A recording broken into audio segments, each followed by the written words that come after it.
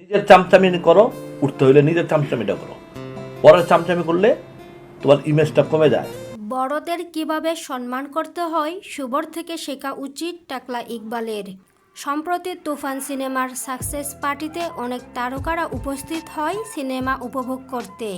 তবে হঠাৎই আফরিন শুভ দৌড়ে এসে সাকিবের পায়ে সালাম করে, যে দৃশ্য মুহূর্তেই ভাইরাল হয় পুরো নেট দুনিয়ায়। আর এইটা দেখে প্রযোজক ইকবাল কি বললেন চলুন দেখে আসা যাক। চামচামি করে কোনোদিন কেউ বেশি দিন টিকতে পারে না। চামচামি করে কোনোদিন পরের চামচামি করে কখনো উপরে ওঠা যায় না, একথা বলে শুভকে ধুয়ে দিলেন প্রযোজক ইকবাল, যা সত্যিই দুঃখজনক একজন সেলিব্রিটির পক্ষে।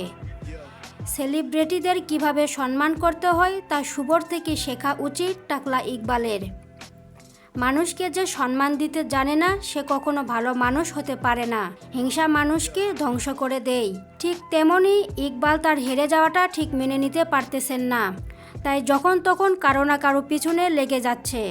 তিনি আরও বলেন, মা বাবা ও আল্লাহ ছাড়া অন্য কারো পায়ে হাত দেওয়া গুনাহের কাজ।